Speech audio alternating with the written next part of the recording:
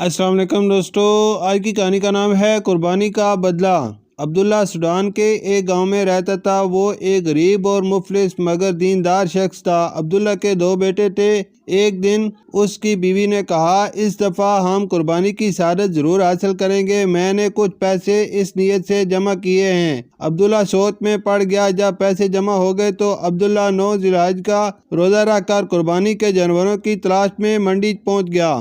اس نے ایک تندرست و توانا بکرا خریدا اور گاڑی پر لاد کر گھر کی طرف روانہ ہوا۔ راستے میں گاڑی خراب ہو گئی۔ ڈرائیور ابھی خرابی تلاش کر ہی رہا تھا کہ یکایک بکرے نے رسی چھڑائی، گاڑی پر سے چھلانگ لگائی اور دوڑ لگا دی۔ عبداللہ کے تو اوزان خطا ہو گئے۔ روزے کی حالت میں تھکن سے چور، گرمی کا موسم اور دوپہر کا وقت، وہ بھی جانور کے پیچھے بھاگا۔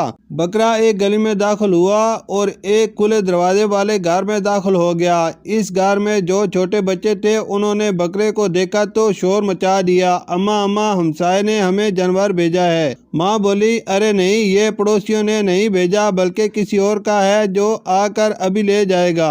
بچے اب ضد پر آ گئے، نہیں اماں، ہمارا بکرا آ گیا، اب ہم اس کی قربانی کریں گے۔ عبداللہ اب اس گھر کی دہلیز پر پہنچ چکا تھا اور ماں اور بچوں کی گفتگو سن کر ایک فیصلہ کر چکا تھا۔ اجازت لے کر اندر داخل ہوا اور بچوں کی ماں سے کہا، بہن، عید تو بچوں کی ہوتی ہے، یہ بکرا اب ان بچوں کو مبارک ہو۔ اس خاتون کی آنکھوں میں آنسو آ گئے۔ وہ بولی، بھائی آپ کا شکریہ، اب میرے یتیم بچے ہیں، اب ان کی خاطر میں بھی اس سال قربانی کر سکوں گی، اللہ آپ کو اجر عظیم عطا فرمائے۔ عبداللہ اپنے گھر واپس ہوا تو خالی ہاتھ دے کر اس کے بچوں نے پوچھا، ابا جان، ہمارا جانور کدھر ہے؟ عبداللہ نے کہا، ابھی بتاتا ہوں، ذرا صبر تو کرو۔ بیوی کو اشارہ کیا اور تمام کہانی اکیلے میں کہہ ڈالی۔ وہ بولی، اچھا کیا، مگر اب ہم کیا کریں گے؟ عبداللہ بولا، میں اپنے دوستوں سے مدد مانگتا ہوں، خیر ہوگی انشاءاللہ۔ اس طرح کچھ پیسے جمع کیے اور دوبارہ منڈی روانہ ہوا۔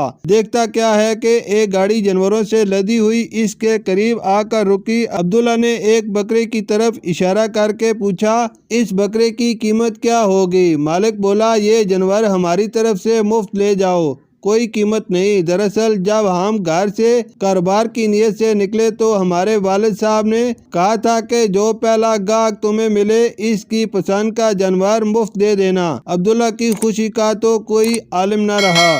شکریہ۔